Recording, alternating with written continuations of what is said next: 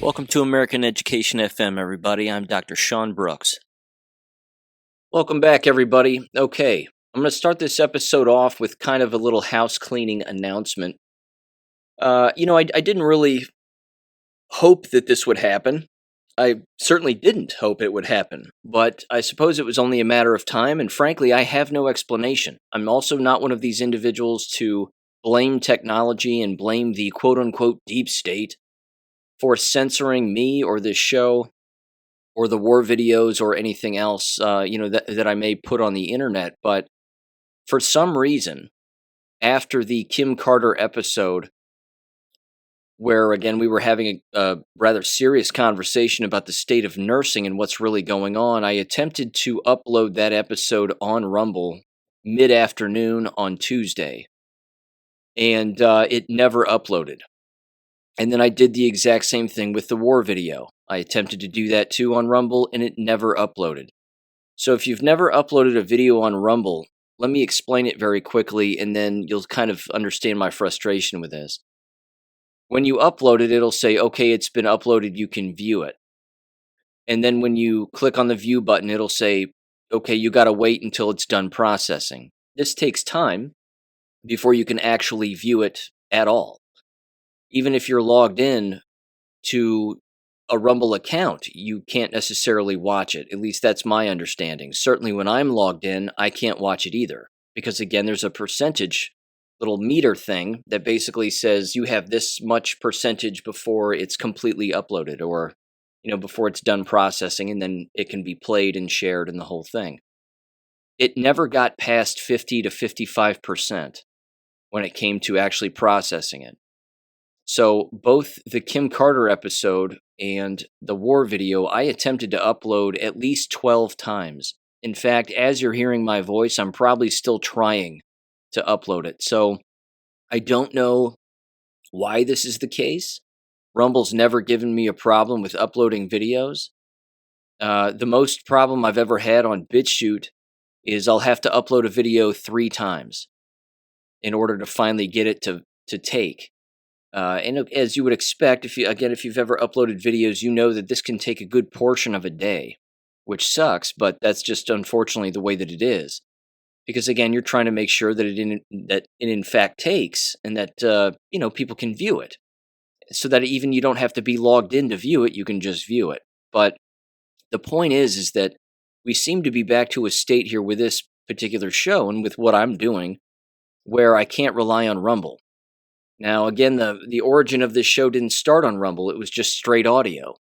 And then I started to upload videos slowly but surely on BitChute, and then I decided to get a Rumble channel much later.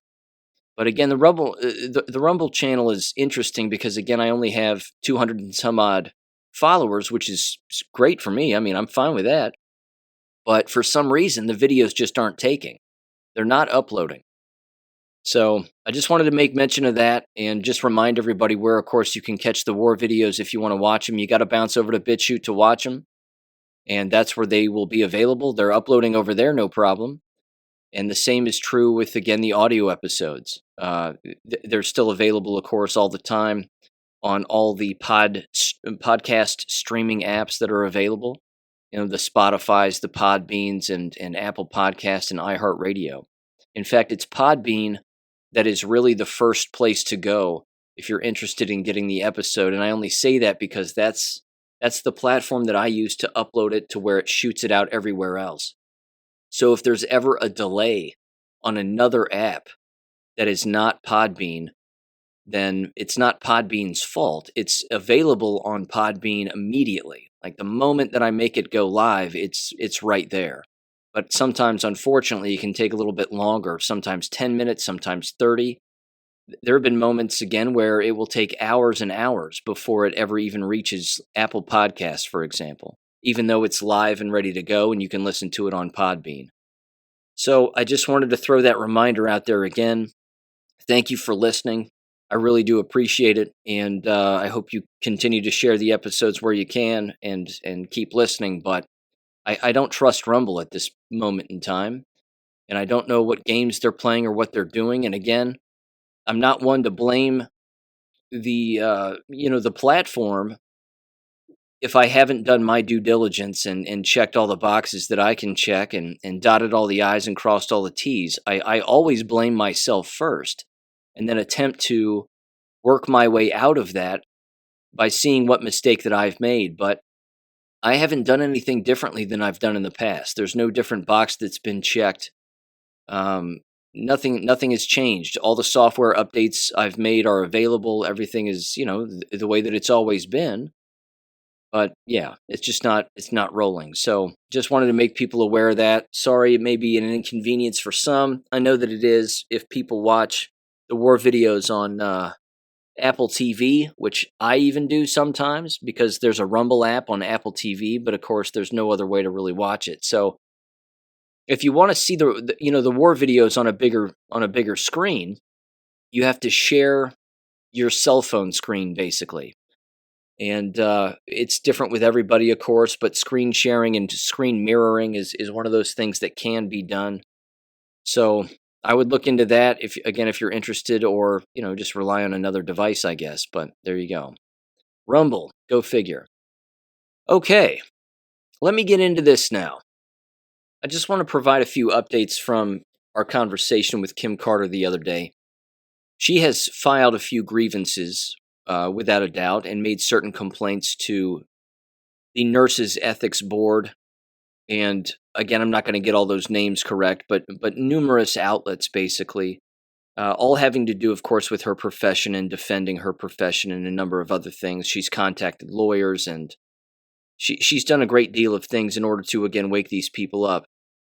What is interesting about the truth, in particular, the subject of the shots, and even free speech. I mean, this is a free speech issue without a doubt too. And violating a person's First Amendment rights. I mean, there's no doubt about that, which is going to lead into another story I have. But she's doing everything that she can because, again, she knows that this is a matter of life and death, which it is. And again, the way that the truth typically works is that with every passing minute and with every passing day, more and more of it continues to come out. So I'm going to get into the jab stuff a little bit later, but again, like an avalanche, the amount of information that continues to spill out about these shots and what these shots are doing and what these shots have in them and what people have been told and what that means. And unfortunately, how these hospital systems, these doctors' offices, and even these sheriff's departments and elected officials are doing absolutely nothing about it. They are not listening to anyone who is countering their own personal opinions on the subject. And again, the individuals who are objective don't have the luxury of an opinion. We truly don't. Kim Carter does not have an opinion on this. This is objective fact. These shots are hurting and killing the people who take them. And the people who are taking them and continuing to take them are not being told what is in it. And they're not being shown the facts of what is actually inside of them. So I'll get into that a little bit later, but I did want to give you that update. She, again, is not working the rest of this week. She's been told to basically just not show up, but they have scheduled her for next Monday, if I'm not mistaken. I could have that wrong, but I think that's what she told me and what she showed me. And again, she said she's not going to wear the mask, and that's not going to happen. And she's not going to administer the shots, and she's going to encourage individuals to, again, not do that because it's going to hurt and kill people. So there you go. Again, that's not an opinion. That's not someone's point of view. That is a fact. That is what is going on. Major news outlets are consistently reporting this. Your local news outlets aren't touching this with a 10-foot pole because it's all brought to you by Pfizer, as the old advertisements say. So I'm telling you, the people who do not know that we are at war, these are the individuals that will always end up being the casualties. It's always been that way. I've used the example in the past of people not knowing that there was a civil war back during the Civil War in the 1860s. They had no idea. What is all this shooting about? I just do not understand. And people they had no idea. They had no idea that Americans were killing Americans. And they didn't even know what for. They didn't know the real reasons. Because they still to this day don't teach the real reasons. Well, we're living through another civil war right now. People don't know that one is going on, and people that know that it's going on don't know the real reasons necessarily. Although that's kind of changed, fortunately. Many of the people who know that there's a war going on do know the real reasons. But you're talking about, again, multiple dimensions of thought here that's very hard for people to grasp, in particular when they've had their head in the sand for so long and been brainwashed for so long on so many issues. They're just not going to get away from it. So the truth will catch up to them eventually. But unfortunately, there are casualties in this war, and some of them are very good people who are unjabbed and are trying to warn endless individuals about what is really happening. So there is that. Okay, that leads me into this. Now, there is a story, and I need to set this up because I haven't actually brought this up, I don't think, formally on the show, but it needs to be because, again, kind of the entire thread throughout this has to do with freedom of speech and freedom of expression. And it is foundational to our country, and if it does not remain, we have no country. And I'm here to tell you, unfortunately, there are numerous pockets in our United States where it does not remain.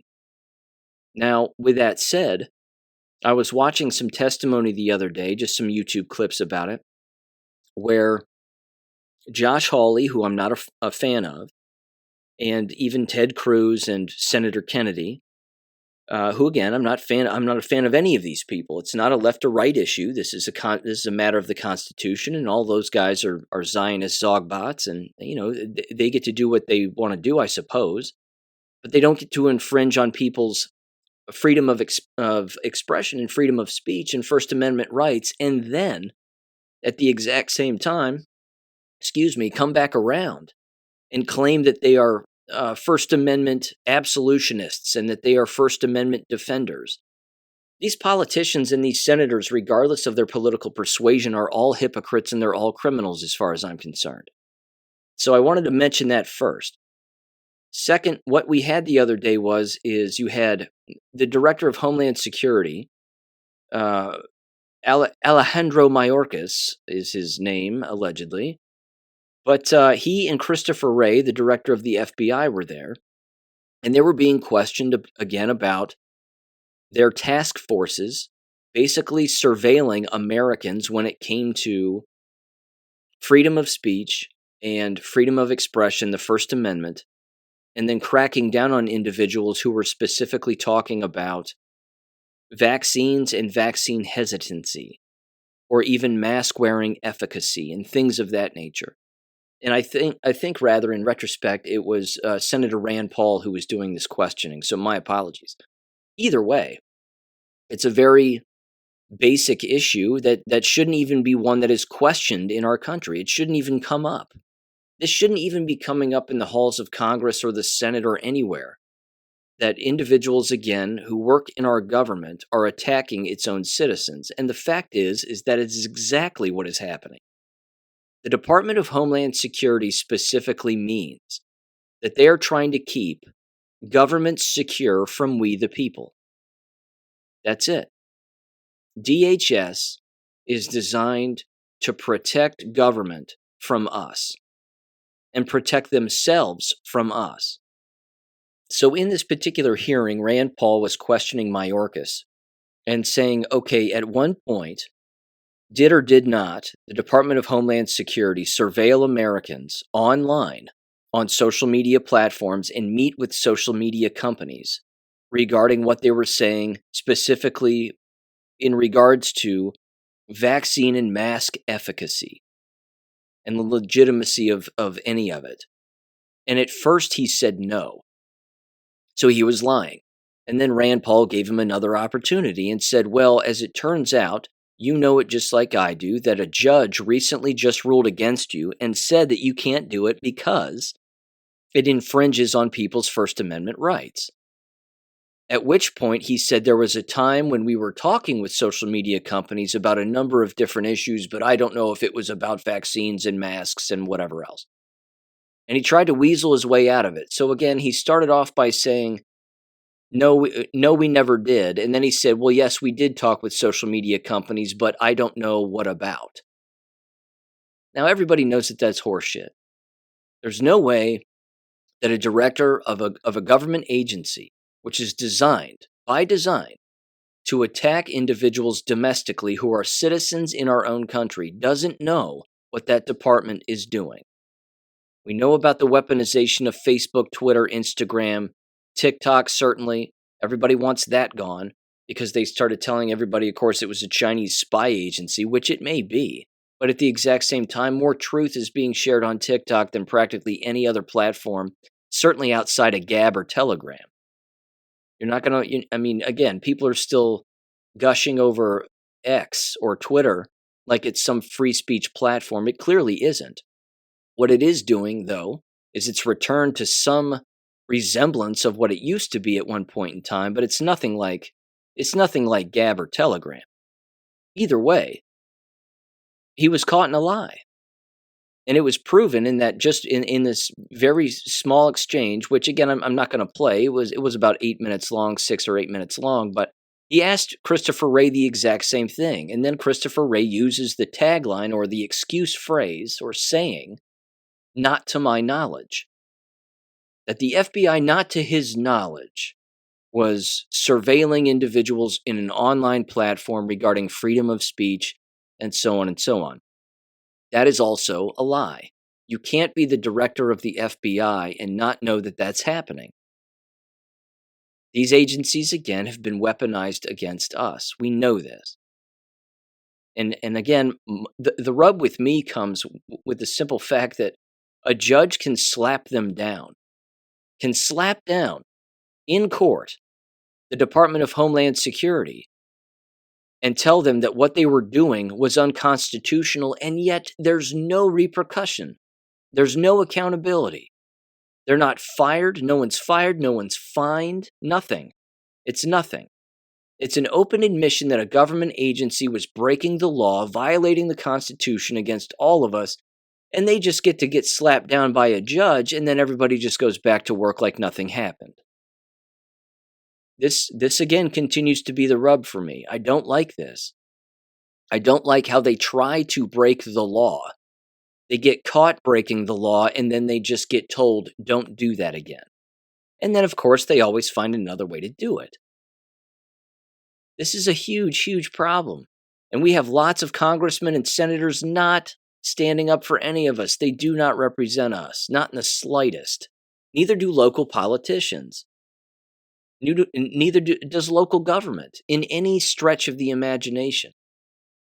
So not to get too far away from this, but again, I do have another story here that's very important that I have to bring up.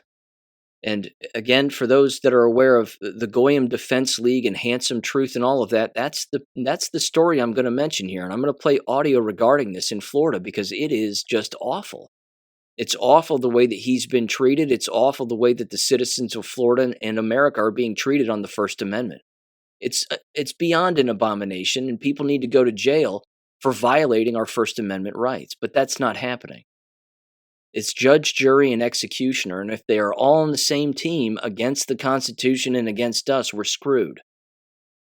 So, regarding the jabs, just quickly, and I want to remind people, again, I know there's a lot of people making a lot of money on Substack, giving out a lot of advice on all these templates that need to be filled out and all these emails that need to be sent and all these things you need to say in meetings and XYZ. You can show up to all the meetings you want. But ultimately, if the message that you're trying to get across to these individuals is that they have a job to do, an oath to uphold, on a subject for which they went along with, the bioweapons, and they don't want to come to any admission that they were at fault or that they were tricked or duped or anything, ladies and gentlemen, they're not going to change their ways. So again, I'm going to run down the list very quickly, again, of the people who in my area, certainly I would say at least 3 counties now, all of the avenues that I have exhausted and that those that I've worked with have exhausted. We've exhausted the school boards, period. We've exhausted them. We've emailed them, spoke at their meetings. They haven't done anything. They backed off of the masks, but they did it without apology. They did it because they didn't even want to do it. They wanted to keep the masks in place, but the complaints and the emails persisted. And they had no choice because, again, other schools were starting to do away with them, and so they just went along to get along. That's not an admission of guilt. That's not accountability. That's follow the leader right off a cliff. That's all that means. Again, spoken at board meetings, what impact did that have on the actual board members themselves? Well, next to zero.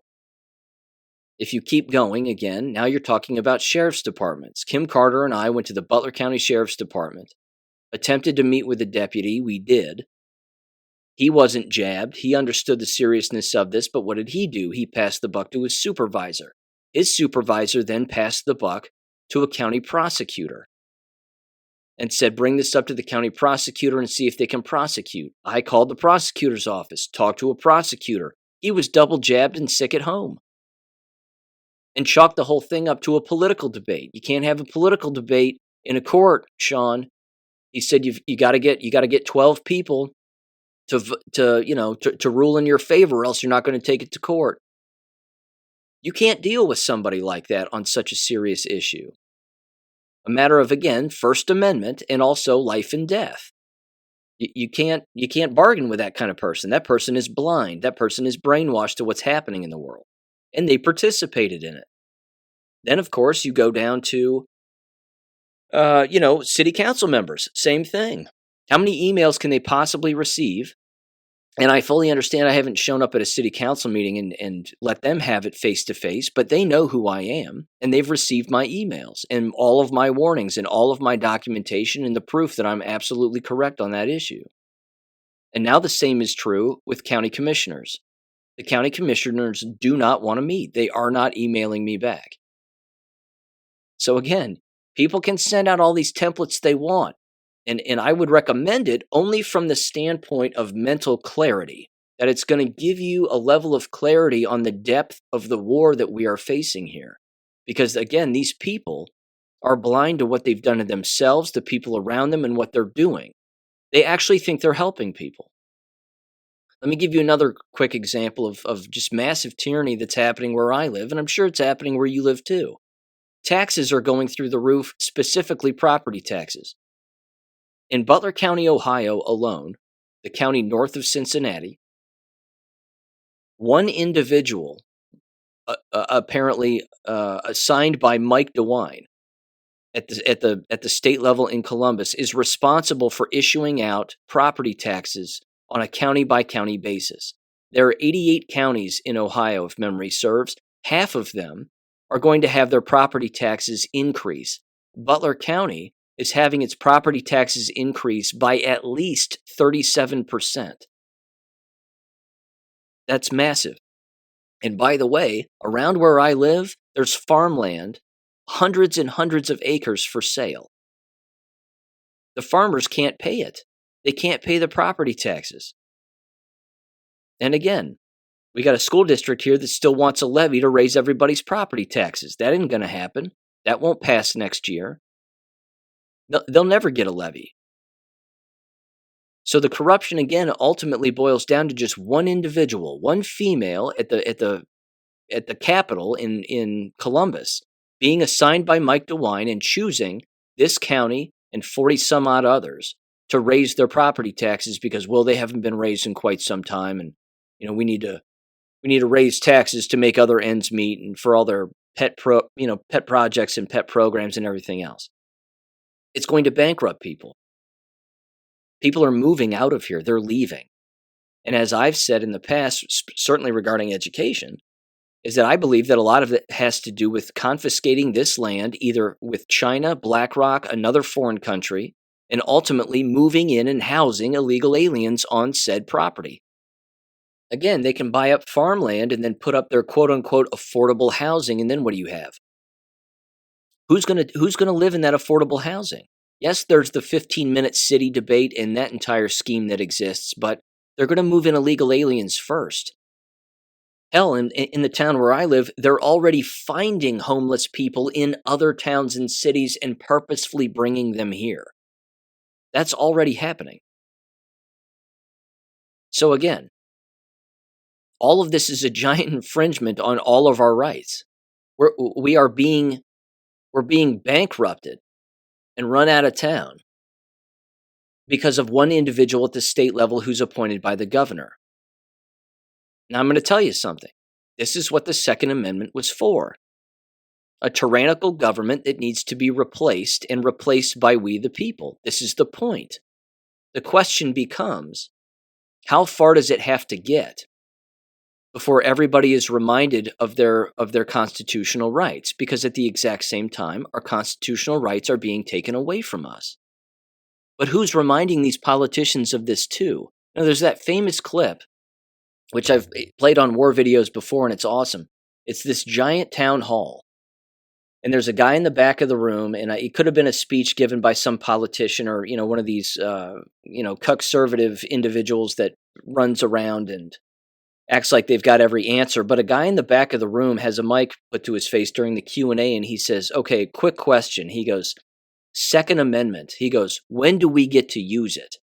And then some people start laughing, and he goes, no, stop. He goes, I'm serious. He says, how long is it going to take before we just start killing these people?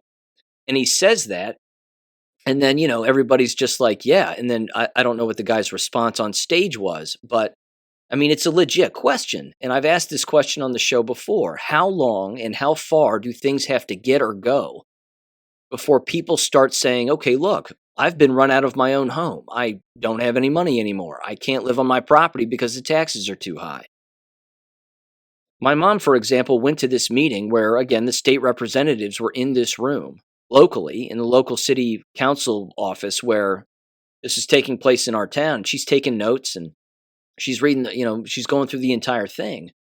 And one of her friends, who's also in the antique business, as my mom is, was sitting next to her, and the mayor was there too. He's a piece of trash. But either way, this meeting was being run by state politicians and state representatives, and they were in the room.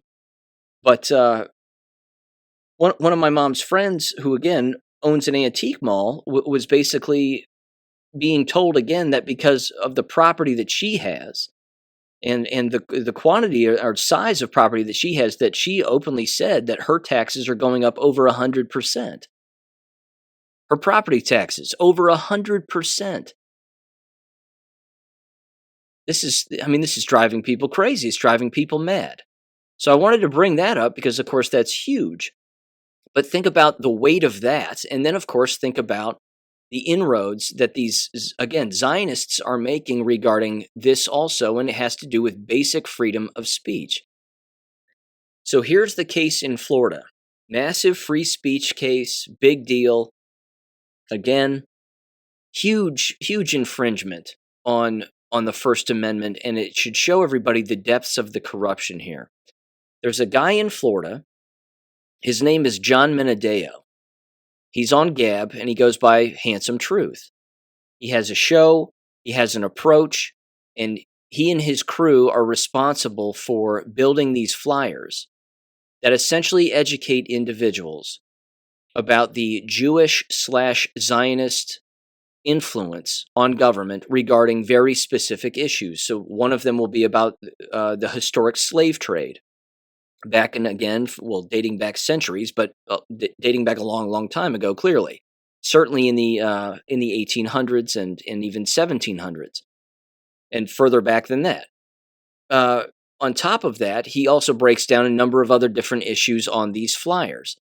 Again, the Jewish and Zionist influence on the medical industry and within the Biden administration. I mean, you can almost pick a subject because, again, we've been infiltrated by these individuals for a very, very long time. Certainly the Frankfurt School didn't help when it came to the subject of education.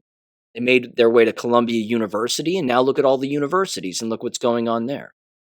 So on top of all of that, what he's been doing for a very long time, and what numerous people, not only throughout Florida, have been doing, but all over the United States, is they've been printing off these flyers, and they'll put them in Ziploc bags, and then they will put corn kernels or any kind of a weighted object inside of the bottom of the bag. They'll zip it up, and then they'll drive around and multiple neighborhoods within a town or city, and they'll fling them out of their windows, just like people fling out newspapers or coupon papers or whatever it may be. They don't put it in anybody's mailbox. They don't run up to people's front steps and hit their homes with it. They just throw it in their driveway. So it's essentially political information, but it's historically accurate too, and it's undeniable. So when an individual is backed into a corner who wants to believe things that aren't real and not examine the facts behind something, what do? They name call, they scream all the fake terms that all of the Marxists and Zionists have created over the course of years, like hate speech and anti-Semite and all these fake words. They use all of those because what they can't do is refute what is on the actual flyers themselves. Now, over the course of at least a year plus, individuals in Florida and certainly law enforcement have been going after these guys and these gals for doing this. And it's been struck up to littering. That's essentially the complaint, that they've been littering and that people don't want them on their driveways. And when they pass them out, well, they're just littering. Well, as it turns out, it's not litter. They aren't littering. It actually, I mean, they very specifically are following the law. They know exactly what they're doing, and they're passing out information because we live in America. And if someone wants to pass out free information, they get to. Now, what doesn't get to happen, as you might expect, is you shouldn't prosecute these individuals for passing out this information, even if you don't like it, even if you're not a fan of it. It doesn't matter. But again, think about that. To not be a fan of the truth is remarkably problematic, but it also is very telling because it means that you're more comfortable with your delusion. This is a huge issue. So, long story short, and I'm going to play the local news outlet here, and there's also some fascinating things with this particular case. Ultimately, John Menadeo was charged with a misdemeanor. He requested a trial by jury. He was given 6 jurors, and all 6 jurors found him guilty of littering, essentially. He was charged then by the judge with 30 days in jail, and he was immediately arrested in court and then let out to jail. They're also attempting to put on more charges on top of this. Ladies and gentlemen, if you can't move information around, okay, even to individuals' properties, because they don't want to see it or it makes them quote unquote uncomfortable, that's not a crime. But what this should show people is that it doesn't matter what the truth is as far as this ideology is concerned. And whatever, again, whatever you want to call it, if you want to wrap it into the wide brush of saying it's all Jewish or it's all Zionist or it's all satanic or it's all controlling or deep state or whatever term you want to use, the fact is that, again, Jesus Christ distinguished between individuals who followed him and individuals who did not. That's important and that matters. He wasn't scolding all Jews by saying that they're all a part of the synagogue of Satan. That's not what he was saying, and he certainly wasn't saying that in the Bible. What he was saying is the ones who don't follow him are going to be the problem. That's in the Bible. Now, with that aside for a second, I want to play this audio so you can hear this. You can hear the wrap up of this case, and then again, you can't make this up. You're going to hear these random individuals, including a politician, talk about how this is, quote, anti-Semitic, that it's hate speech, and that it is, quote unquote, religious intimidation. None of those things are crimes. None of them. But you have to remember that it was even Joseph Goebbels who wrote about it, and I've read the quote on the show numerous episodes ago, that the goal among these individuals, again, I would basically call them satanic to some extent, because they're not following Christ nor the word, and they certainly aren't paying attention to the truth. So that right there should tell you just about all you need to know. But what they are doing is they are trying to criminalize free speech and any criticism of anybody who happens to be a Zionist or Jewish or whatever, to the point where not only will you be in jail, but ultimately the goal is for the death penalty to exist for anyone who disagrees with them or criticizes them. Ladies and gentlemen, we can't have that in America. And keep in mind, you also had Ron DeSantis sign a bill into law criminalizing quote-unquote anti-Semitism in Florida. You can't criminalize something that doesn't exist. You can't criminalize the usage of a word that is made up for something that isn't even real. Again, it's a lie on top of a lie on top of a lie, and then you criminalize anybody who criticizes that lie. This is the upside down world that we live in now. So here's the audio from the local news affiliate regarding this. And again, you're going to hear John Menadeo's voice in this as well, along with these other weirdos who have no idea what they're talking about regarding the elimination of freedom of speech and not standing up for the Constitution. So give this a listen in 3, 2, 1. John Menadeo's case in courtroom 2E today was about attempt to commit dumping of litter. But for some of those in the courtroom and those in state office, it was about much more than that. Put all my faith in God, and I do believe that the jury will find me not guilty. Expectation doesn't always match reality in the legal system. A jury unanimously found John Menadio guilty on a littering charge, and his day ended in handcuffs with a 30-day jail sentence. Here's what the defendant Menadio had to say just before the verdict. I do believe that they're trying to censor free speech by using tactics like littering. The case dates back to March when West Palm Beach police found Menadio and a group of men tossing anti-Semitic literature from a U-Haul truck. People in the courtroom today, like Maxine Sutherland, called the flyers hate speech and said it was important for her to show up. Because I am a Jew. And the hideous, vile hatred that these men were throwing at people's doors, they have no right to do it. Menadio's offense missed the passage of House Bill 269 by a matter of weeks, a measure introduced by Republican Congressman Mike Caruso, a direct response to hate in the state that would come with felony charges. And it expands the penalties on crimes already in the Florida statutes, which, when carried out by an individual who displays religious or ethnic intimidation, threat, or intent to harm, to that of a hate crime punishable as a third-degree felony. He went on to say those crimes can include the dumping of litter or projection of images on buildings, things that have happened in West Palm Beach, under the umbrella of hate speech.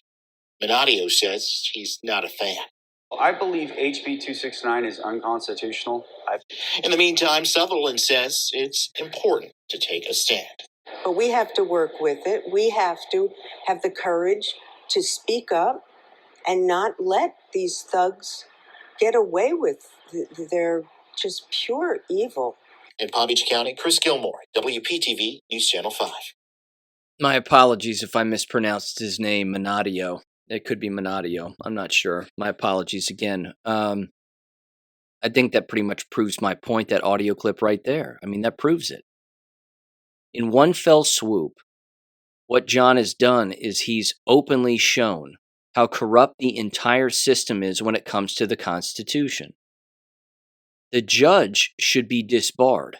The DA who allowed this to go through should be disbarred. But what does that show you? It shows you that they're all bought off. It shows you that they're all on the same team, and they're all on the team that is against the Constitution, which means they're also against our forefathers and the founders of this country, and so on and so on and so on. And then what did they happen to do? They happened to interview a random old woman who said, well, I'm here because I'm Jewish. Well, good for you. The public gets to show up, but they don't get to interview her like she's some expert on the law or let alone history, because she certainly isn't. Here's what they also did, or I should say did not do, during the news outlet. They never showed the flyers themselves. Why? Why would they not show the flyers? Rather interesting, isn't it? I mean, that is evidence, and it was brought to the court in the early preliminary hearings as actual evidence. Basically, at which point the judge herself had to read the titles of the beginning of the flyer, but wouldn't read the entire flyer. They just submitted them into evidence, and then she would read them one at a time. Again, just the title at the top, and then move on to the next flyer. So here's the cool thing: if you get on YouTube and you bounce over there, which is WPTV News Florida, I think, and Channel 5. The video that I just played is titled Neo-Nazi Found Guilty After Distributing Anti-Semitic Material in West Palm Beach. Well, the term neo-Nazi isn't even real also. Again, the name-calling is all designed to divide and discriminate against individuals who may know more than someone else. And then, of course, the anti-Semitic term yet again. Here's where, again, it really does get interesting. If you bounce into the comments section, it gets real flippin' juicy. Because under the comments section, you have individuals who know exactly what's going on. And again, these politicians are being called out and these judges are being called out. So here's the top rated comment. It has 224 thumbs ups. It's at the time that I took this screenshot, it was from 11 hours ago. It says the following, quote, "It's free speech, and this judge has opened the door to civil rights violation charges." The next comment or reply below that says, "Violating who? There's no enforcement of the Constitution when those in power are entrusted to enforce it." Next person says, "That's what 42 USC 1983 is for, though it's the DA and not the judge who should be facing that.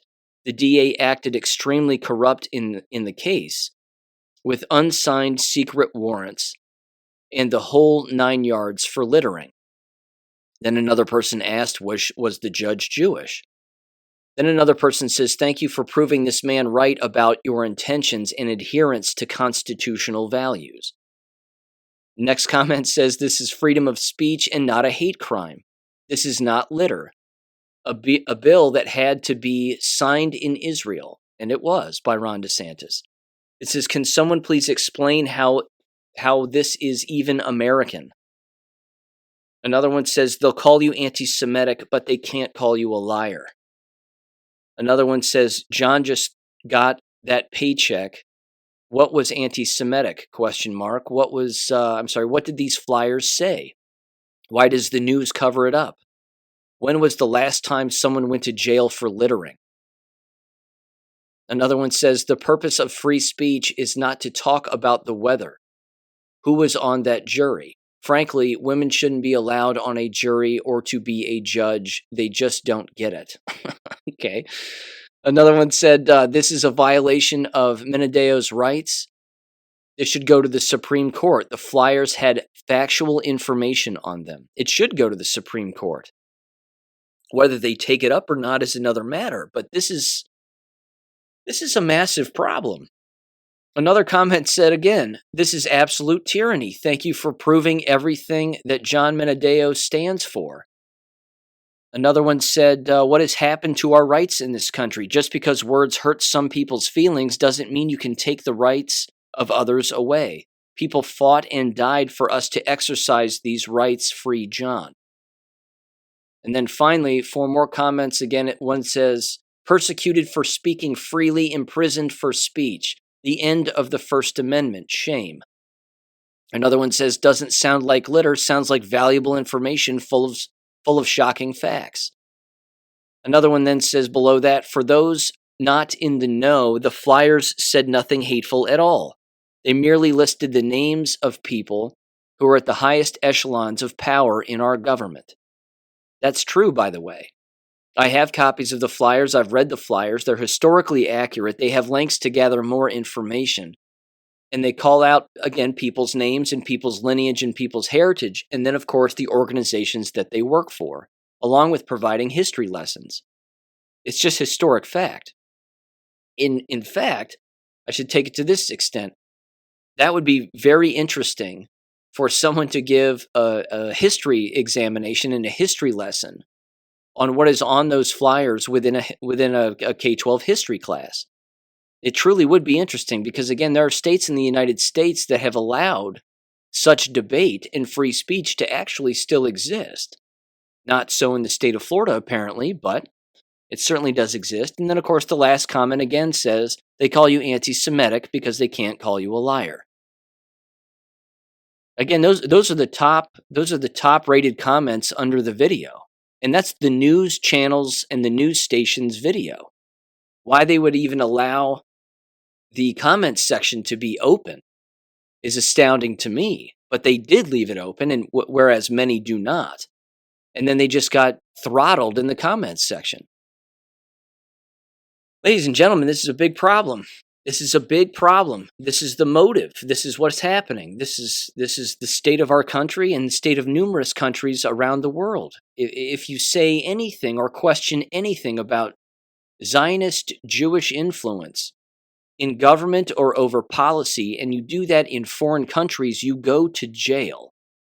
Ursula Heverbeck continues to be one of the premium examples of this. The woman was in her 90s when she was thrown in a German jail for questioning the Holocaust and saying it didn't happen.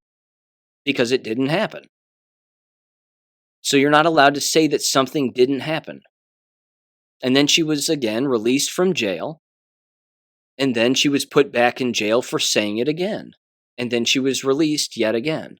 But she's spent years in jail as a 90-year-old for questioning the Holocaust and saying that it didn't happen. Wrap your head around that. Being thrown in jail for questioning something. That's where we are in the United States. That's exactly what's happened here. And of course, they're using the law and manipulating the law and policy and everything else, procedure, ordinances, whatever else, which aren't laws, to basically bend them to chalk it up to attempt at littering. Again, there's a difference between disseminating factual information and then having and doing that legally, and certainly legally once in a particular area. But if individuals in that area get together and say, look, we get it, we just don't want this on our property anymore and thrown in our driveway anymore, well, that's fine. And that means that the individuals who are disseminating the factual information should be told by law enforcement that this particular neighborhood or this particular street doesn't want this information anymore. Well, perfect. Then they won't return to that particular road or that particular neighborhood, and they won't disseminate the information again. And that's already happened. Again, numerous videos on Gab of these guys getting pulled over by police and being detained for short amount of time. When, of course, they'll openly be told by police, they'll say, well, the people in this neighborhood don't want this. And then they look back at the police and they say, well, we haven't been told that by them. We haven't been told that by them, and you're telling us. So if you're telling us, then we won't come back here. And then they always let them go. Because they have to. Because they haven't broken a law. So if you're doing something with someone else, again, engaging in freedom of speech, and the police warn you and say, look, we understand freedom of speech exists, but you can't do this in this particular area anymore. Or else, we're going to have to ticket you, or we're going to have to detain you, or whatever else. And those people keep returning and doing it. Well, then, as even police have said, well, then that can basically bump its way up to harassment. It wouldn't be any different again if someone was throwing one of those useless coupon papers on local issues or, whatever other crap used to be in those little papers, and they'd whip it into your driveway, and then you'd immediately pick it up, never look at it, never open it, and toss it right in your trash. Those things kept being disseminated on numerous people's property, which ironically enough was the lawyer for John. That was her approach also. Her approach was like, look, we used to get these papers on our driveways all the time. We either would read them or we wouldn't. We didn't necessarily like them showing up because we would just throw them away. But again, there's nothing on the flyers that's hate-filled. They're not calling them names. They're not, they're not doing any of that. It's freedom of speech. It's America. If you don't like it, too bad. Too bad. Maybe you have more to learn. And as it turns out, and this, of course, is the massive irony, the individuals using the derogatory terms are the individuals like the woman that you just heard who said, well, I'm here because I'm Jewish. Well, great. She gets to be there. That's fine. But even the news outlet called them neo-Nazis and anti-Semites. Those are derogatory terms. Again, there are no derogatory terms on the flyers. It doesn't use the derogatory terms that exist for individuals who are Zionists or Jewish or whatever. It doesn't say any of those words. So one side gets to use those words and the other doesn't.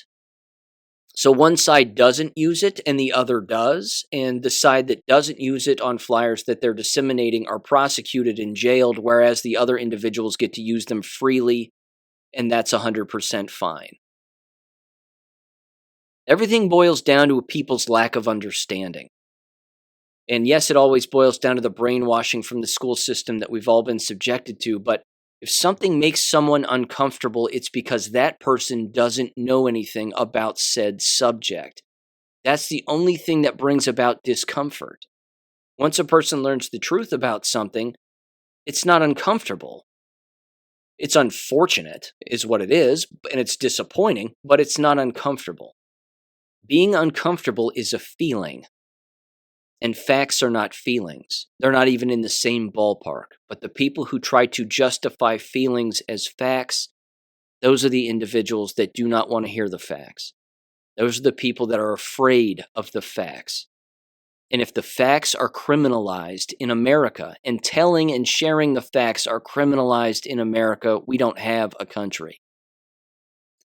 Now, this next story right here, believe it or not, ties in perfectly. And this right here should show everybody the hypocrisy of not only that case, but the actions of the state of Florida itself. This is from MSN.com. This is from just a couple of days ago via Politico. It is titled, Florida Joins Conservative States, Severing Ties with National Library Group. Now, why is that the case? Why are they severing ties with the American Library Association or Librarians Association? It says the move by DeSantis and his administration puts Florida in line with a cadre of Republican states and lawmakers leveling scrutiny on ALA, labeling the group as toxic and a conduit for exposing children to pornography, claims refuted by the organization and its supporters. Now, here's the problem. Again, on one hand, they're saying that they want to criminalize quote-unquote anti-Semitism. On the other hand, the state openly removes themselves from the American Librarians Association or Library Association, and they're doing so because of the pornographic books that exist in K-12 school libraries. Who writes those books? And who publishes those books? As it turns out, the vast majority of them are Marxist Jews. That's just the way that it is. That's a fact. And I should say, that's a historic fact. Those, again, were the books that Adolf Hitler's administration allowed the citizens of Germany to burn. And they burned them for a day, one day, on college campuses and university campuses. And they were allowed to get rid of this degenerate filth, and rightfully so. Again, exposing children to pornography is that agenda. That's the point. It says conservatives in a growing number of states, including Alabama, Wyoming, Missouri, Texas, and now Florida, have severed affiliations with the ALA, in part over the group's choosing a new president, Emily Drabinski, who in 2022 tweeted out that she's a Marxist. She said, quote, I just cannot believe that a Marxist lesbian who believes that collective power is possible to build and can be wielded for a better world is the president-elect of the ALA. Drabinski posted on social media after she became president of the group. I am so excited for what we will do together. Solidarity! ! And my mom is so proud. I love you, Mom. She later deleted the tweet and was shocked at the backlash over it. What's the old meme also? They will what is it? They will scream that they are the victim while they are beating you. Something like that. It's remarkable. It's remarkable. The hypocrisy here is astounding, and it is at face value. And for someone to not pick up on this, again, you've got your head in the sand and you're not connecting the dots. Now, here's what the Florida Library Association said. They said, quote, "It believes that this limitation will hurt Florida libraries' ability to serve our residents." Jenny, let's see, how do you pronounce this one? Abdelanor, no chance, executive director of Florida Library Association, wrote in an email sent to members surrounding the rule. She declined to comment further on the policy change. Why? Things getting a little uncomfortable for you? Standing on shaky ground, are you? I have to say this too, even from a organizational standpoint and an educational organizational standpoint, the mere existence of school districts or an entire state, which as we know is all government, being affiliated with these state agencies and outside agencies, so to speak, even though they're all sort of on the inside and one and the same, the simple fact that that exists means, by default, that you have no freedom in education, freedom of thought, freedom of expression, or any of that specifically within the K-12 education realm, whether it be public, private, or charter. It should tell you that the influence comes from the top and works its way down. No school district should be associating with any association at all, period. No association. They shouldn't be affiliated with superintendents associations. They shouldn't have teachers unions. They shouldn't be affiliated with library associations. No association whatsoever with anything. Their only association should be to the truth. That's it. But as we know, that's not the case, is it? The homeschooling family is the only one that affiliates by themselves with themselves. And hopefully they affiliate with God, the Bible, and the Constitution. And that's it. Because you don't need anything else outside of that. Anything else outside of those things is essentially too many hands in the cookie jar. Anything outside of that is just puppet strings, pulling on these local, state governments, again, right down to a local school board and just manipulating them and influencing them, giving them kickbacks, etc., etc. This is the problem. There's too many associations. There's too many affiliations. And this was one of those things that was ingrained in us back when we were in college as education majors. They would say, well, you need to be affiliated with, fill in the blank. You need to be a member of this association, fill in the blank. You need to be a part of this particular national or state association. And they just become lines on a resume. But what people don't understand is that when you associate with them, it's guilt by association also.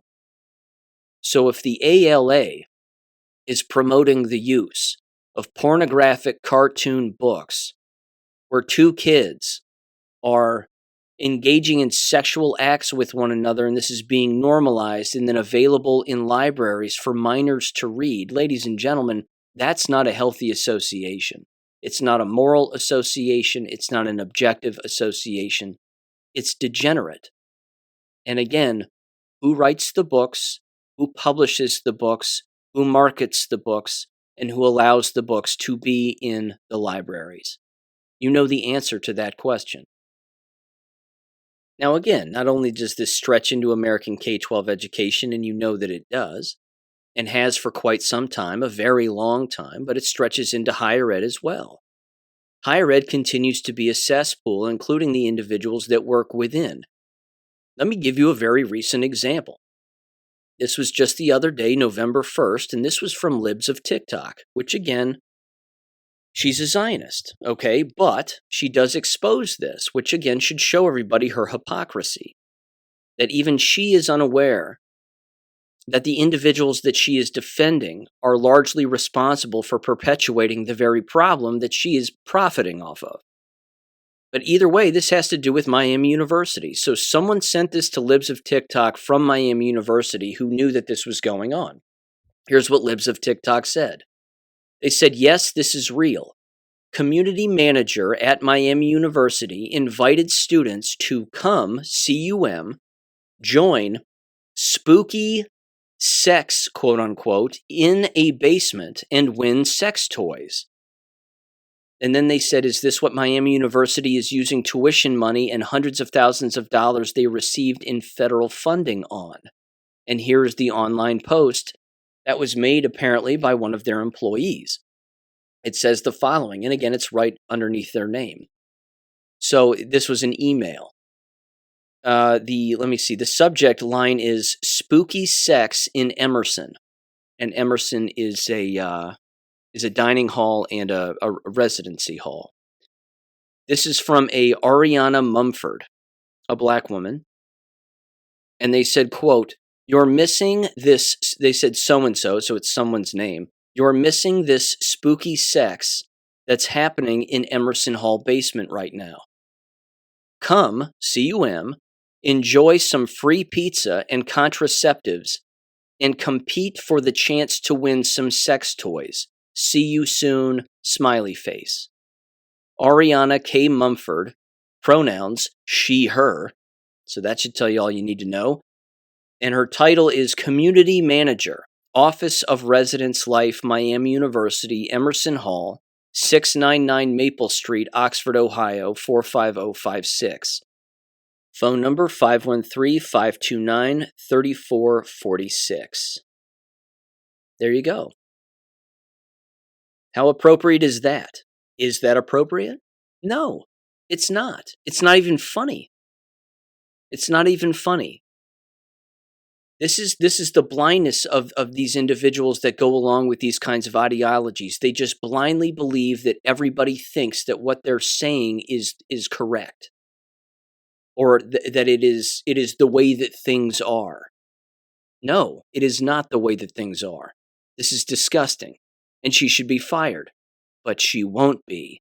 Why? Why won't she lose her job? I'll let you wrestle with that one. This is your diversity, equity, and inclusion in action. If it were a white woman doing this, she'd lose her job and they'd make an example out of her. But that's not the case here, is it? And she may even be gay. She's got the she, her pronouns. That's kind of the giveaway sometimes. Unless it says they or something like that, in which case they're, more brainwashed than usual. But it'll be interesting to see if she loses her job. But that just happened the other day. I'm not holding my breath on a job loss there. They'll bring her in. They'll say, look, this was inappropriate. You shouldn't be doing this. This isn't good. Donors aren't going to like this. Parents are complaining. So we're just going to reprimand you and you're going to have to issue an apology and blah, blah, blah. But if it were anybody else, they'd throw the book at her. And again, the comments section on Twitter regarding that story is just hilarious. Some people are trying to justify it and say, hey, look, they're just having some fun. They're practicing safe sex by handing out contraceptives and blah, blah, blah. And, whatever else. No. That's not what this is. They're normalizing this degeneracy on a constant basis because, let's face it, that's the environment. It's always been the environment. It's not changing. Okay. I got a couple of K-12 stories here from New Mexico, the 51st state in the United States regarding education. Of course, worse than D.C., the former District of Columbia. Cicely threw this my way. This is titled, Metro School Districts Show Drop in 2022 Graduation Rates. Give this audio a listen in 3, 2, 1. And we start tonight at 5 with some frightening facts that have nothing to do with Halloween. We're talking about our state's recent released graduation rates for 2022. The numbers from the State Public Education Department show metro schools had some of the largest drops in graduations. Spencer Schott spoke to the leader of our state's largest school district about this. So, Spencer, did he give any reason for this drop? Well, Julie, APS Superintendent Scott Elder does have an explanation for some of these numbers from 2022. He says they were still seeing the impacts of the pandemic at this time. According to Elder, virtual and hybrid learning, along with other COVID restrictions, were still impacting students as they went back to the classroom for the first time in more than a year. Albuquerque Public Schools graduation rates for 2022 was just above 69%. Now, that's quite the drop from 2021's 75% graduation rate. Superintendent Scott Elder says they saw this drop coming during the pandemic. I don't think it's a surprise that you see that reflected in that year's graduation data. And I think you may see that for a couple of years because kids fell a bit behind and credits were hard to make up. While kids have been back in the classroom for the last 2 years, these graduation numbers are from 2 years ago. But this downward trend is not a statewide phenomenon. In Farmington, they saw an increase, graduations going up nearly 4% from 2021. Down south, Roswell had nearly 3% increase, and Las Cruces less than a 0.5% increase. But Santa Fe, Albuquerque, and Los Lunas all saw some of the biggest drops in the state. So why did the metro area take the hardest hit? I do think it was exaggerated in the urban settings. You think about some of our small rural settings where they maybe had 12 graduates, or 25 graduates. It's a little bit different to be able to reach out to that number and try to make adjustments and try to catch them up than it is with some of the larger classes. Knowing this would be an issue, APS has put in some new safety nets in place to try to get it back to where they were. We added online tutoring beginning last year and really this year, which has been a really nice tool for our teachers. We are continuing to work with families and to make sure that they're aware where their students are behind. We offered summer school for those students who needed to make up credits, and we used ESSER funds to help fund that so that kids didn't have a financial burden on them to try to catch up. But even with all these programs, Superintendent Elder doesn't think we'll see an increase in graduation rates in 2023. Well, I'm hopeful that we'll see a beginning trend back up. It wouldn't surprise me if it stayed flat, just because, again, these are students that really were impacted by the pandemic. Now, this year, the legislature also extended the school year for all New Mexico students. Now, Superintendent Elder says while he thinks in the long run, a longer year would be good for students, he doesn't think we're going to see those benefits in the next year either. Back to you. All right, we'll see what happens, Spencer. Thank you. Yes, we will see what happens. We certainly will. 69.4% graduation rate, and what was the cause? You guessed it, the pandemic. Strikes again. The old pandemic yarn strikes again. We don't see those trends increasing or getting better necessarily. We sure hope so, but we don't see that being the case. Of course you don't. Because you're not going to say what the real cause is, which is, frankly, your school system sucks. That's number one. Your teaching lies, number two. And number three, more people are waking up and not going to your school systems anymore. That's why you have a lowered graduation rate. They're not showing up anymore. They're homeschooling themselves. They're out. And they're not coming back. Because just like waking up and not being a sheep anymore, you don't go back to sleep. Once you're out of the school system and you're homeschooling yourself and you're teaching yourself and reading and writing on your own and investigating things on your own, you never go back. So this is all good news. This is good news. These places, I'm telling you what, I'm starting to see more and more people online, in particular those responding to me on Gab saying the same stuff, and it's great. It's that you cannot fix these places. They have to be destroyed. And the only way to destroy them, the fastest way to destroy them, is to walk away and never return. It's brilliant. I love it. Keep it coming. Keep it happening and keep it coming. Here's another one from New Mexico, and Cicely sent this my way too. This is outrageous also. Let's see, the Albuquerque Public Schools, long story short here, although I'm going to play the audio and it's about 8 or 9 minutes long.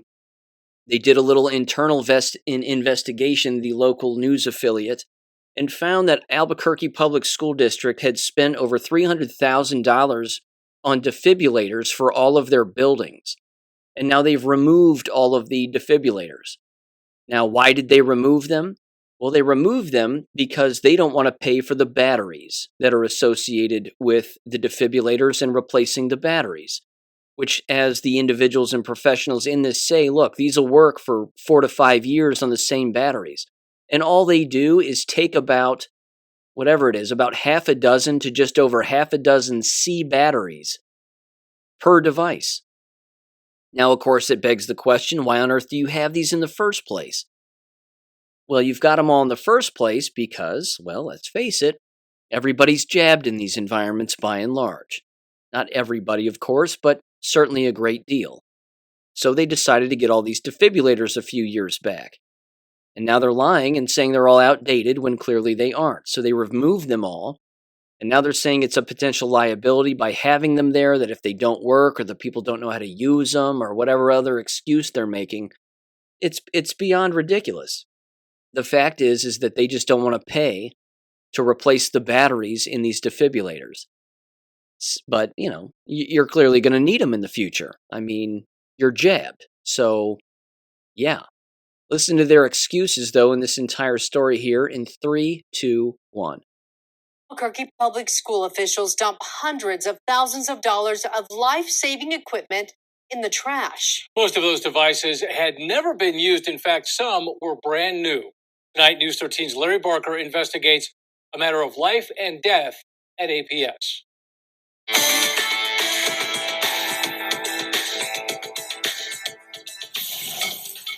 The evidence is stashed inside an Albuquerque warehouse. Piles of discarded electronic devices worth hundreds of thousands of dollars. Even though most have never been used, Albuquerque school officials dumped them in salvage bins last year. They're called defibrillators, or AEDs. For anyone experiencing sudden cardiac arrest, an AED is a life-saving device. Defibrillators hold a unique place in the medical toolbox. They're the only device that can take somebody whose future is death, certain death, and restore them to life. Dr. Sean Mazer is a cardiologist with the New Mexico Heart Institute. Prior to the advent of defibrillators, the chances of surviving cardiac arrest was basically zero. In order to provide for the well-being of students and staff, APS spent almost $300,000 to place defibrillators in every school building throughout the district. Last year, however, APS changed its mind and threw them all out. Cheryl Brubaker is the APS Director of Nursing Services. Today, what value do those defibrillators have to the district? None. To understand why this is important, you have to know something about AEDs. For someone having a cardiac event, an AED can deliver an electrical shock to the heart and help restore it to a normal rhythm. Shock advised. Charging. Stay clear of patient. Today, you find AEDs in most public places, including UNM. The nice thing about the AED units are they are really made for anybody to be able to use them. It gives the directions very loud and clear, and so it would be really difficult to try to accidentally make a mistake. Dr. Denise Kessler is medical director for UNM's AED program. We have AEDs because they have been known to save lives. We want to make sure that if somebody has a sudden cardiac arrest, that we can help them to come back to life. It might be somebody's mother, it might be somebody's child. We just want to make sure that we do what we can to help those people survive. Across town, APS also recognized the life-saving value of AEDs. But don't be deceived by these signs. If a teacher's heart stops at APS and they need a defibrillator to save their life, all they'll find will be an empty cabinet.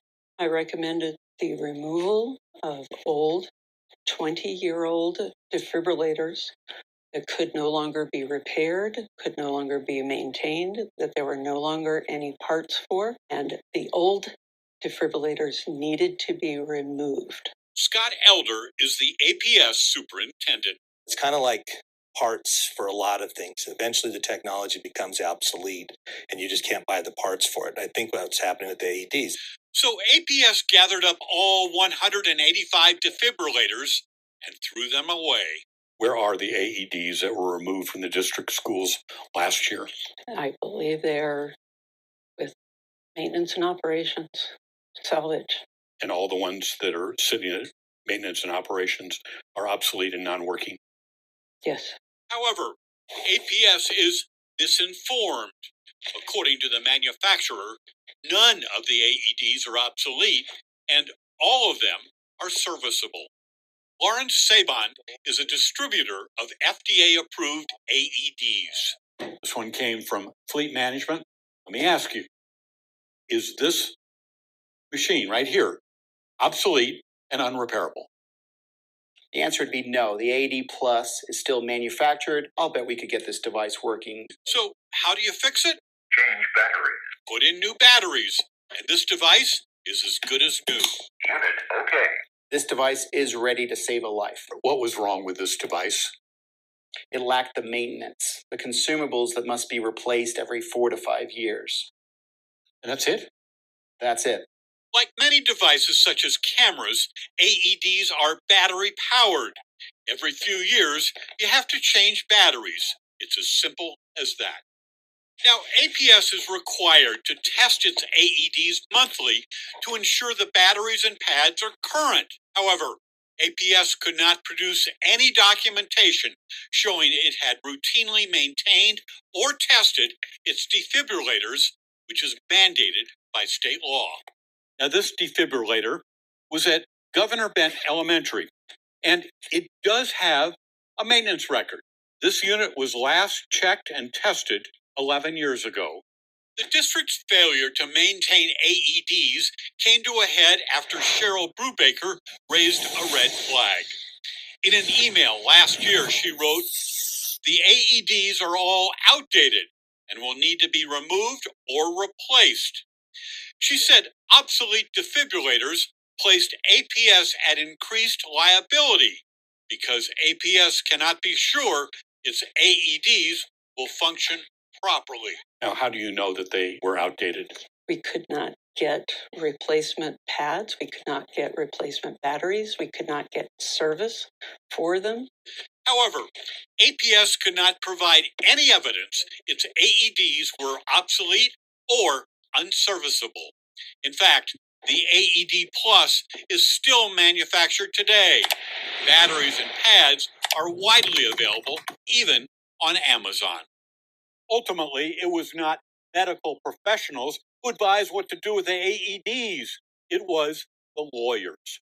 You see, APS attorneys said inoperative defibrillators could create a liability problem.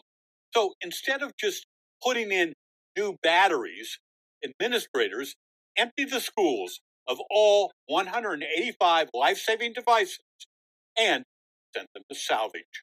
Most had never been used, and some were brand new. Attorneys felt that there was not a statute that said we had to have them. They felt that having a device that might misfunction or not be used properly opened us to liability. Scott Elder made the decision to discard the AEDs. They weren't being used, and I just think that's a big element. We looked at how many times they'd been utilized in all the years we'd had them, and it had only was been used once, only used one time in 20 years. It just didn't seem like the best use of the taxpayer's dollar. I would say that even the use of one defibrillation over the course of many years is worth it, because the chance of survival for the person that got that delivered shock is really high. 9 out of 10 cardiac arrests that are given a shock by an AED survive. UNM cardiologist Dr. Avinash Akhrekar is past president of the American Heart Association. I don't think I would be comfortable sending my child to a school that didn't have an AED. We have to remember that there's students in schools, but there's teachers, there's staff, there's guests, and children do have cardiac arrest. Today, if a teacher at Lew Wallace Elementary has a heart attack, can they count on an APS defibrillator to save their life? They can count on the nurse, the health assistant, or school staff to effectively respond and activate EMS. Can they count on an APS defibrillator to save their life? If we do not have defibrillators, then they need to count on EMS response. If somebody is suffering from sudden cardiac death, there is no alternative to a defibrillator. APS has not decided what to do with the pile of discarded defibrillators. Larry Barker, KRQE, News 13. NMAA sanctioned events. Last year, APS spent $34,000 to install new defibrillators at school athletic departments. They're not the sharpest knives in the drawer, ladies and gentlemen. They just aren't, and they've pretty much exposed themselves and given that away. Again, at the very least, a school nurse should have one. Every athletic team should have access to them. Certainly, the individuals who are in charge of physical education, they should all receive the training on using these. But again, I don't. I mean, why? Why else would you get rid of them? You would have to get rid of them again because either you don't want to pay for the batteries, or is it because you just want a bunch of dead people around? What is it? And they're worried about liability. That seems funny. If you're worried about the devices not working because you don't want to replace the batteries, you should be worried more that you don't have access to them, and you have an entire population, or certainly the majority, we can assume, of your population within your buildings are jabbed. Do you not know that people are falling over from heart attacks as a result of taking the same jabs that you probably pushed in your entire population? Ironically enough, there was a story, I think, that came out of Italy. It was a research study that said that cognitive decline or mental illness is potentially a side effect of the so-called jabbed. Well, yeah, we know that, and it seems to be the case here. Unless, of course, there's some money laundering taking place or, something else going on that we're unaware of. There's always a depopulation agenda after all, so who knows? Could be that too. Absolutely ridiculous. What a bunch of wasteful spending. But nobody wastes it more like the American education system. So there you go. Okay. Finally, although it's not really finally regarding education, I have two more stories here, and one of them, the last one, sort of slips into the jab talk. Also, I wanted to play this audio. This was Donald Trump the other day giving one of his little speeches here inside of whatever room he's in, where he's got the flags behind him, and he's proposing a new plan for what he calls the American Academy. Now, this is about almost 3 minutes long. I'm just going to play it, let you listen to it, and then I'll dive in with my opinion on the other end. So give this a listen in 3, 2, 1. Recent weeks, Americans have been horrified to see students and faculty at Harvard and other once respected universities expressing support for the savages and jihadists who attacked Israel. We spend more money on higher education than any other country, and yet they're turning our students into communists and terrorists and sympathizers of many, many different dimensions. We can't let this happen. It's time to offer something dramatically different. Under the plan I'm announcing today, we will take the billions and billions of dollars that we will collect by taxing, fining, and suing excessively large private university endowments, and we will then use that money to endow a new institution called the American Academy.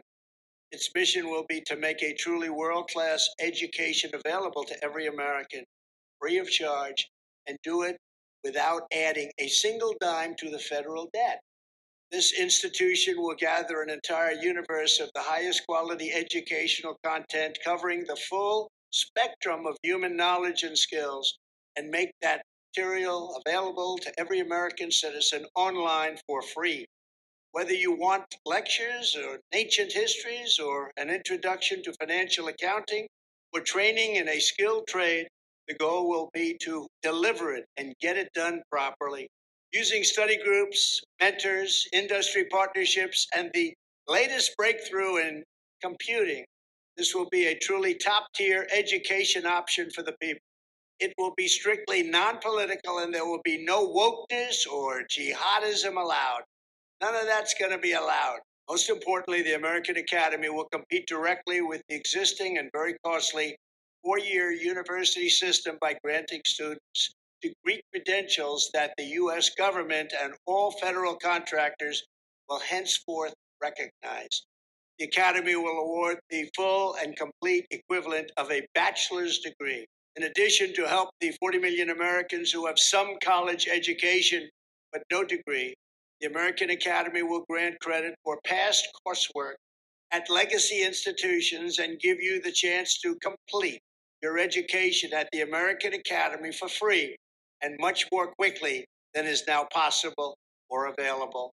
This will be a revolution in higher education and will provide life-changing opportunities for tens of millions of our citizens. Enjoy it, learn from it, and thank you. Okay. First of all, I have to tell you, I mean, it really is exhausting. I do not like anybody who is blurring the lines with word usage and name usage and definitions, and then those lines become so blurred that they're essentially, oh, I don't know, mixing everything together to make it sound as if they're all the same somehow. Again, at the beginning there, he's defending Israel being, defending themselves, quote unquote, or, the terrible attacks because of communist jihadists and Marxists. Ladies and gentlemen, they're not the same. They aren't the same. They're polar opposites. Jihadists are not communists. Communists and Marxists are typically the same by and large, but they're not jihadists. I mean, they're all radical. Yeah, no doubt. But he's clearly carrying water for Zionists or Israel or certain people in Israel. I don't know who he's carrying water for. None of it makes sense. The president of Harvard's a Jewish man. He's the one who's rolling around being the Bolshevik against Palestinian students. Donald Trump knows this. Why is he not speaking out about that? Why isn't he playing the objective card and calling it right down the middle the way that it should be called? I think we know why, and I clearly disagree with him on this. I disagree with him on a lot of things. There may be some strategic value to him doing this. I don't see it personally. He's ostracizing endless individuals and frankly looks foolish in the process. That's my take. Now, with that aside, let's go into his little American, Freedom Academy thing, American Academy. My question is always going to remain the same. Is the truth going to be allowed to be taught? Who's going to do the teaching? There's no way this is going to be free. How are you going to pay people? Who is going to put this curriculum together? What's the curriculum going to look like? Who's going to do some of the online instructing? I like that he's setting it up as an online environment if this is a real proposal. But is it going to have Zionist influence? Is the Heritage Foundation going to be a part of this? That's no good. The Heritage Foundation already has a giant document already predetermined for Donald Trump. I've gone through much of it. I haven't gone through the whole thing on the show, but I went through a part of it a number of episodes ago. It's suspicious because the Heritage Foundation is Zionist. They get money from endless entities, again, that all have to play ball, and they all have to play the same game. And if they don't play the same game, well, you're not going to be able to affiliate with them. This is a First Amendment free speech issue also. How much truth is actually going to be taught or be allowed to be written about or spoken about if someone were to attend this quote-unquote online university called the American Academy? Again, it all sounds nice. They're selling it as being free for everybody. All of your credits will immediately transfer over. He makes the assumption, or he certainly alludes to the fact that it will be accredited. I know that people will criticize him online and say, well, what about your Trump University? How did that work out? It wasn't accredited and you stole money and were forced to give it back and blah, blah, blah. I don't think he'd make the same mistake twice. The question is, well, he certainly wouldn't, I don't think, from an accreditation standpoint. But the question becomes again, are you going to allow for freedom of speech? Are you going to allow for freedom of thought? And if the answer is no, well, then there's nothing American about it. So that's my 2 cents. I'm sorry. I don't buy it. I said the same thing on Gab. I said, hell, pay me and I'll affiliate with it. I'll even help you build it. The problem is, I'll help you build the instruction. The problem is that the question really becomes again, how much freedom are you going to allow? Are your constitutional rights going to remain intact, or are they going to be stripped from you the moment that you say something that somebody disagrees with? This is the war. This is the Civil War. It's right here. It's not going away. Serious questions with this. I have serious questions. And again, whoever is putting it together, those people need to be examined. Those groups and those affiliations need to be examined. There's no way you have something like this for free and have it be accredited without serious instruction taking place to some extent. You have to have serious instruction, which means you have to have instructors. So again, what are the courses? There's no specifics. It's just a proposal. I'm going to propose this. Well, great. I have a proposal too. If you're going to make a proposal, be more specific and do it right the first time. But don't open it up by saying that the reason that you see a need for this is because of communist Marxist jihadists on college campuses like Harvard. All of that is an oxymoron, and all of that is hypocritical. The president is a Jewish Zionist. You have Palestinians standing up for themselves by marching around with the occasional sign. They're not threatening anybody's life. But then you have Jewish students in affiliation with the university driving around, doxing, using Bolshevik tactics, which are Jewish, doxing those individuals on the side of an electronic bus that's showing their face, name, phone number, and address so that they can be harassed, either in person, online, or anywhere else. But you're not speaking out against that? Come on, dude. Get with a program. Get with a program. I'm glad you're calling out Marxists and communists. Good for you. But stop wrapping a fascist and a jihadist in. I'm not saying I agree with that either. I clearly don't. But again, the history of these words matters. I'm not for jihadists. Those are individuals engaging in religious wars that include the death of people who don't agree with what they think. That's a bit extreme, don't you? I mean, wouldn't you say? A fascist was a term that was created to, again, counter Bolsheviks. If you were a fascist, you were simply anti-Bolshevism. That's what that meant. That's what that meant. That was the whole definition of the word when it was created. Again, communist and Marxist, that goes without saying. It's our way or the highway. Honestly. You can't blur the lines of this. I mean, hell, what did Steve Bannon the other day say? I put this out on Gab too. Again, it really is amazing. It's very fortuitous that I will just click in for quite literally 5 seconds and I'll get a soundbite that I cannot believe I'm actually hearing with my own ears. I turned on, right before Stu Peters the other day, I turned on Steve Bannon on Real America's Voice, and what did I hear him say? He said, and I'm quoting him, it's almost a direct quote, he said, "There's no more unsafe place, or there's no unsafer place for Jewish students than a college campus in America. There's no more unsafe place." And he said it so seriously. And I thought to myself, you've got to be kidding me. Are you kidding me? What about anybody else? Not to mention, I mean, do me a favor. Where are all of these Jewish students being attacked on college campuses? Are they being beaten up in the middle of the street? Are they being shot, stabbed, robbed? Is this happening? Because I don't see this happening. Are Jewish students being doxxed on the side of electronic trucks? I'm not seeing that happen.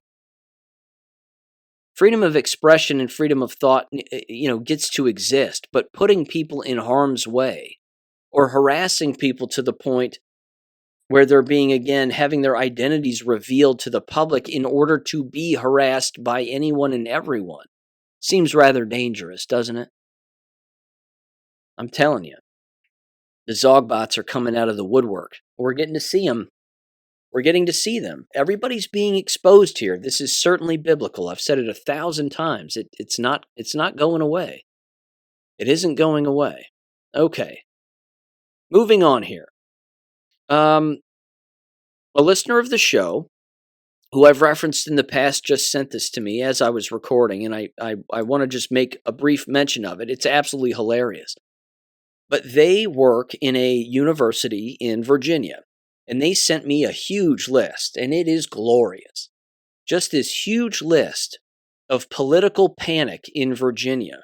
These stories range from everything having to do with Barack Obama running, basically trying to help people with their own campaigns in Virginia, all the way to Glenn Youngkin and whether or not Governor Glenn Youngkin is going to become another presidential candidate here in the near future because they can't have Donald Trump winning. And then at the exact same time, it's endless stories about the education state in Virginia. Lowered enrollment and losing money and more absenteeism and truancy, and how Glenn Youngkin is going to show up to a school district and talk about truancy and how they need to start showing up to school. It's collapsing. The whole flippin' thing is collapsing. And I love it. And now you've got all these politicians running around trying to tell everybody that they got to keep it all together. It isn't going to happen. It's not going to happen. State budgets cannot fix this. Everybody's taxes are going up, as I said. People want levies. They're not going to get them.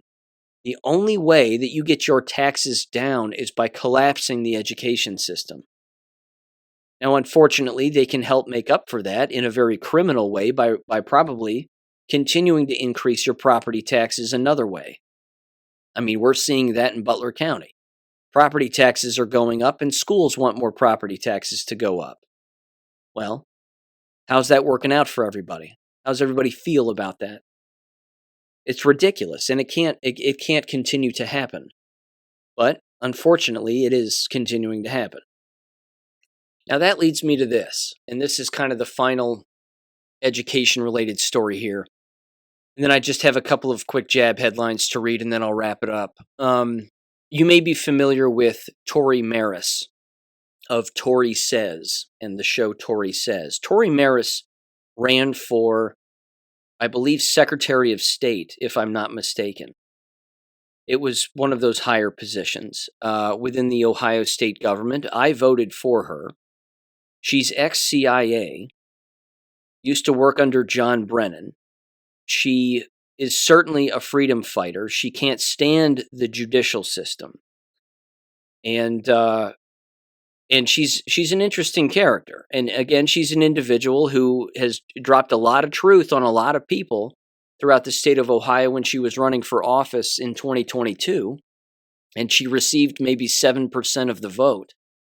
But she's anti-establishment without a doubt. So what she's done is she has a legal case that was sent to me by Tate Prowse here in town, and he told me about this. And again, I've had Tate on the show before talking about his legal case regarding city council. But Tori Maris has an interesting case, and again, it has to do with the mask wearing, but it also has to do again with the school district where she was sending her daughter in Ohio and them breaking board policy by essentially having the superintendent make a blanket policy where everybody had to wear a mask. Now, I listened to the court deliberations back and forth between both her lawyer and the district's lawyer, and it really is interesting. And again, I'll link it in the description below if you're interested in listening to the first hour of the particular show, which is on her Rumble channel. And the episode, I think, was from October 27th. So you can go over to Tori Says on Rumble and certainly find it there also. But one of the interesting things that gets said in this case is the lawyers for the school district justify the mask wearing and certainly the lack of mask wearing that is happening now because of the existence of a vaccination.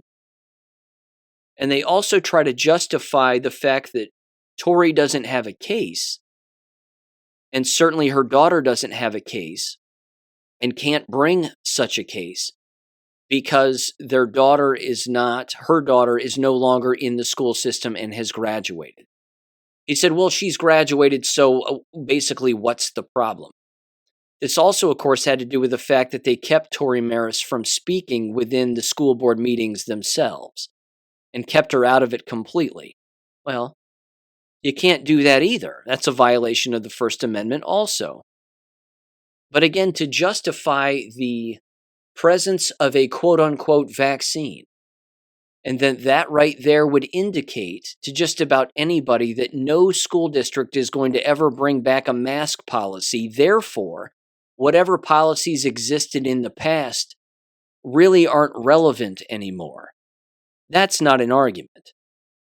That's beyond ridiculous. These are individuals, again, using one policy after another to basically say the reason that this policy existed is thankfully because we have vaccines, but now we don't have to worry about masks anymore because we have vaccines.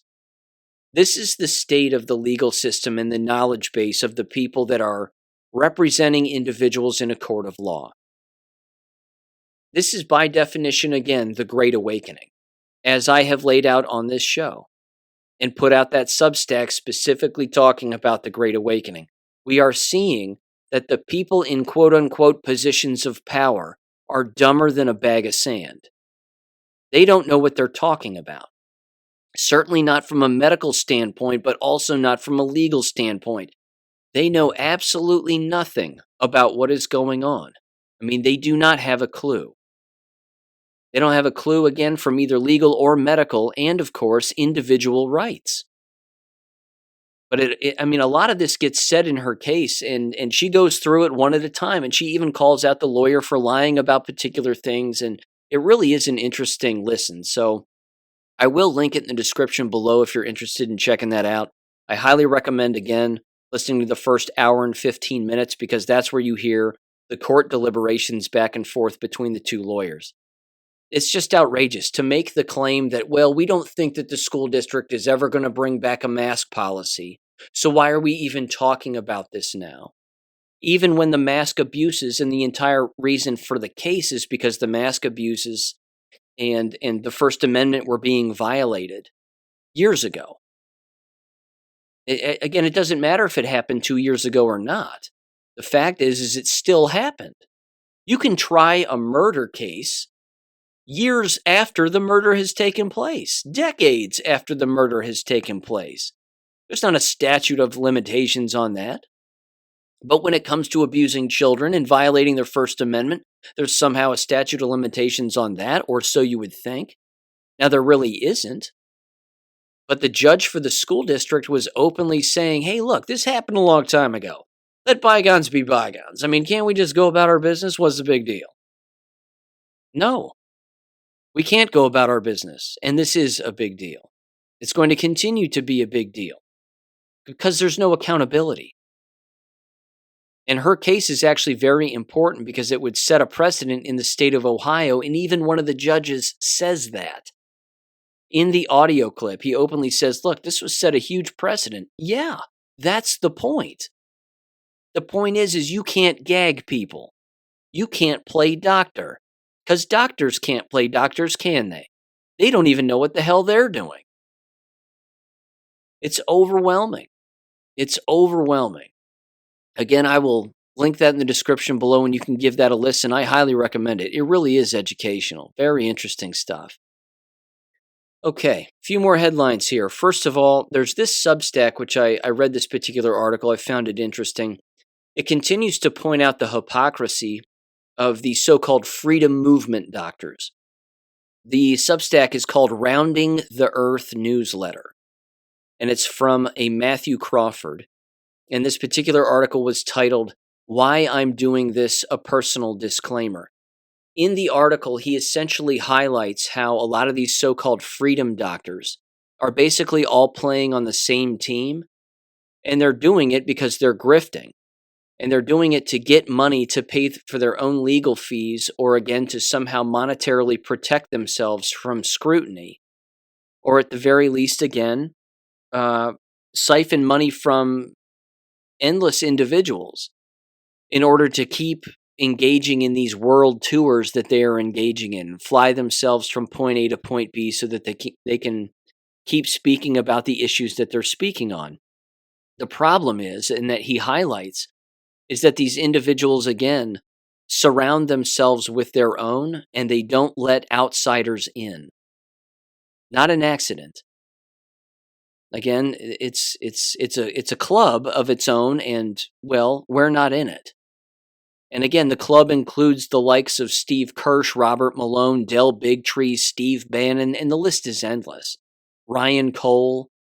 It's all these individuals. They all work around one another. But again, a lot of questions get raised as to where their money is coming from, who's giving them the money to maintain a particular narrative, and 1,000 other things.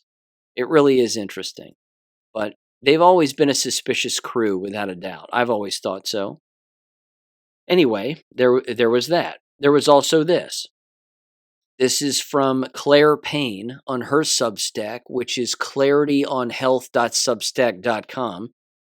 And it was titled, Too Many Dead. Take a look at this concerning material from AMPS. The Australian Medical Professionals Society book makes sobering reading. Again, very briefly, it has to do with how their death rate has increased by at least 10%. And they highlight a number of other different individuals, again, that have communicated with one another. In fact, in that previous Substack, even Ed Dowd gets called out.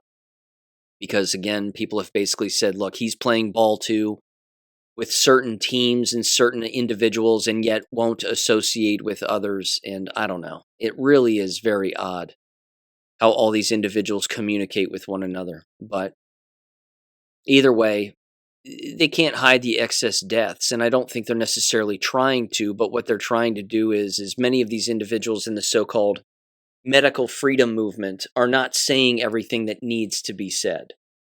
As you've heard me say in numerous episodes in the past, the likes of McCullough think that the variant lie is a real thing. There's no such thing as variants. There just aren't. There are different dosages, there's different symptoms, but there's no mutating variants that are transmitted from person to person via coughing or sneezing. That's ridiculous. But yeah. I'll end with a little good news here. This is from Zero Hedge from just the other day here. Pfizer to shut down 2 facilities amid major cost cuts. And both of these facilities are in North Carolina. So that's good. Less Pfizer facilities, I think, is always going to be a good thing. Having them go bankrupt, that would be great. But again, I've heard this question be raised in the past. If they go bankrupt, it's going to be sort of like John Grisham's movie or book, The Rainmaker, where the victims aren't going to be paid out because the organizations will just cease to exist and won't have the money to pay anybody out. They'll declare bankruptcy, and that will be the end of it. Again, I'm not a lawyer, but if such a thing is possible, I think they'd try to do whatever they could to take the easy way out instead of having to pay someone out. But who knows? Time will tell on all of this without a doubt. Okay. Ladies and gentlemen, another long one. Let's see if it uploads to Rumble. I highly doubt it, but we will see nonetheless. So there you go. Civil war continues. Freedom of speech continues to be at the forefront of all of this. And yeah, it has to be because they want to crush the truth. That's the whole point. If you can't tell the truth and you get prosecuted for doing so in this country, ladies and gentlemen, you should know who your enemy is. And there you go. Have a great weekend, everybody. I'll catch you on Monday. Peace. Thank you for listening to American Education FM. Make sure and check out AmericanEducationFM.com for more information. Take care and God bless.